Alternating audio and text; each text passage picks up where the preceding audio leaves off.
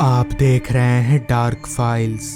तो चलिए बढ़ते हैं आज की इस कहानी की ओर। बस की सबसे आखिरी वाली सीट पर मैं एक कोने में दुबक कर बैठा हुआ था, क्योंकि एक तो बस में लोग कम थे, ऊपर से मौसम ठंड का था। वो भी कोई ऐसी वैसी ठंड नहीं, दिसंबर के आखिरी सप्ताह की ठंड, कड़ाकेदार और जमा देने वाली। हालांकि तब शाम के 5 बज रहे थे, मगर अंधेरा पूरी तरह से हो चुका था। दरअसल अभी कुछ दिनों के लिए मेरे स्कूल की छुट्टी है, इसलिए छुट्टियां बिताने मैं अपने भैया के यहाँ जा रहा हूँ। मेरे भैया हमारे गांव से कोसों दूर अकालगढ़ गांव में सरकारी नौकरी करते हैं और पिछले 6-7 महीनों से मेरे भैया वहीं पर बस चुके हैं। चिट्ठी में जब मैंने भैया के पास जाने की बात लिखी थी, तब बदले में पहले तो भैया ने मुझे मना कर दिया था, ये कहकर कि अकालगढ़ गांव का माहौल अच्छा नहीं है। मगर मेरे काफ़ी जिद करने पर भैया मान गए। चिट्ठी में मैंने अपने आने की तारीख और कितने बजे वाली बस पकड़ूंगा ये भी लिख दिया था। तो भैया मुझे समय पर बस स्टॉप पर लेने आ जाएंगे। करीबन आधे घंटे के बाद ठीक शाम के 5:30 बजे मैं अकालगढ़ गांव के बस स्टॉप पर उतरा।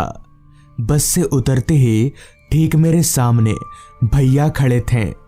मैं उनके पास गया और पैर छूकर आशीर्वाद लेते हुए बोला, आपको तो यहाँ की अच्छी जानकारी हो गई भैया, एकदम सही वक्त पर आ गए आप।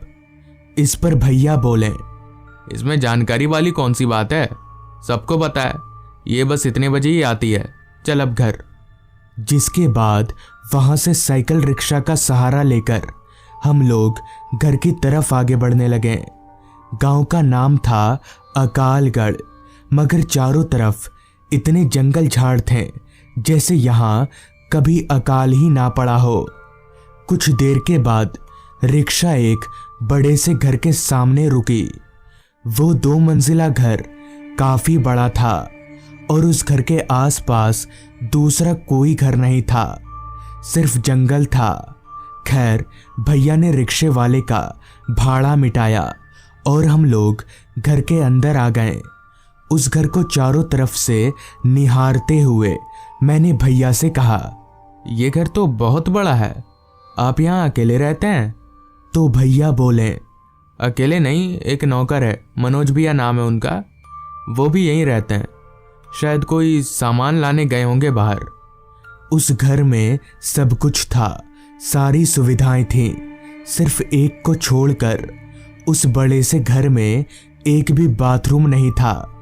और जब मैंने इसका कारण भैया से पूछा तो उन्होंने कहा, देख ये जो घर है ना, वो यहीं के एक आदमी का था और यहाँ के लोगों का मानना है कि बाथरूम घर में नहीं बनाते हैं। चूंकि ये मान्यता हमारे गांव में भी कुछ कुछ जगहों पर थी, इसलिए मैं ज्यादा हैरान नहीं हुआ। तभी भैया ने कहा, तू टेंशन मत ले, घर के पीछे की तरफ चले जाना और अकेले जाने की कोई ज़रूरत नहीं है, मनोज भैया हैं, उनको लेकर जाना, वो कहीं दूर में खड़े रहेंगे। जिसके बाद हमने हाथ मुंह धोया। थोड़ी ही देर में मनोज भैया बाहर से कुछ सब्जियां वगैरह लेकर आए और खाना बनाने की तैयारी करने लगे। रात के तकरीबन 9 बजे तक खाना बनकर तैयार हो गया।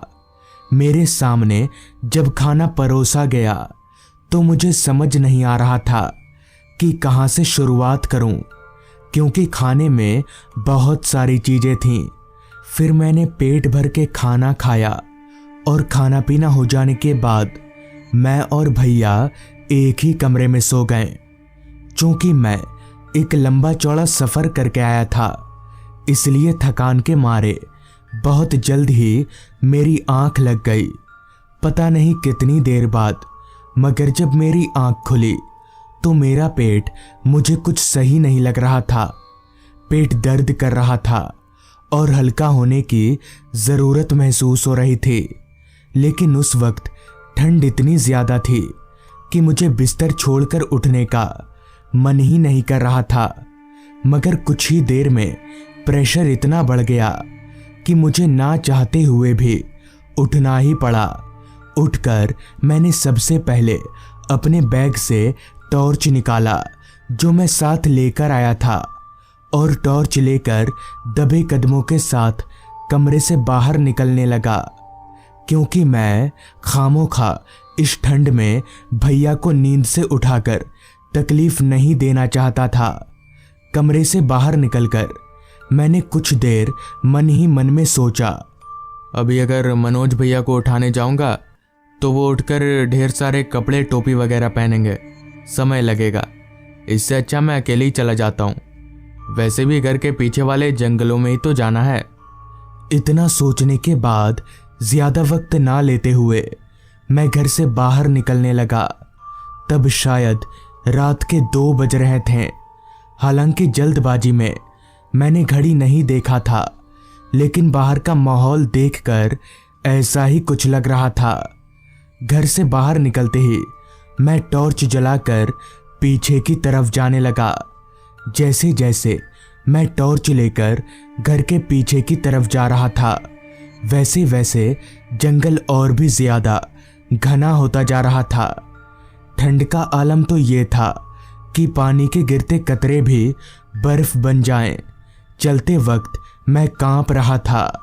टॉर्च की रोशनी के सहारे अभी मैं आगे की तरफ जा ही रहा था कि तभी मेरे कानों में एक आवाज लगातार दस्तक देने लगी। वो आवाज कुछ ऐसी थी जैसे कोई कुल्हाड़ी मारकर लकड़ी काट रहा हो, मगर मुझे मेरे आसपास कोई नजर नहीं आ रहा था। तो फिर ये आवाज आखिर आ कहां से रही है? एक पल के लिए मुझे थोड़ा डर लगा, मगर दूसरे ही पल मैंने किसी तरह से खुद को संभाल लिया और जंगल में एक अच्छी सी जगह देखकर बैठने जा ही रहा था कि तभी वो लकड़ी काटने की आवाज अचानक से तेज हो गई। ऐसा लग रहा था जैसे कोई मेरे आसपास में ही कुल्हाड़ी चला रहा हो, पर कोई दिख क्यों नहीं रहा, ये मेरे पल्ले नहीं पड़ रहा था।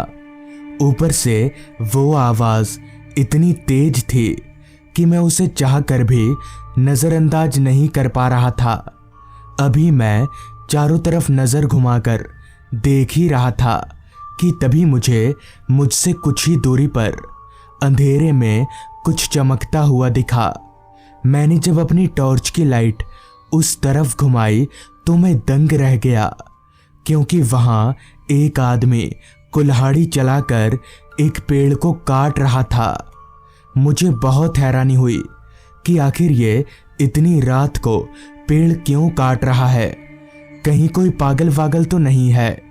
यही सोचते हुए मैं चलकर उस आदमी के पास गया और उससे कुछ दूरी पर ही खड़े होकर उससे बोला, कौन है आप और इतनी रात में यहाँ पर पेड़ क्यों काट रहे हैं? मगर इस पर वो आदमी कुछ नहीं बोला, चुपचाप पेड़ काटता रहा।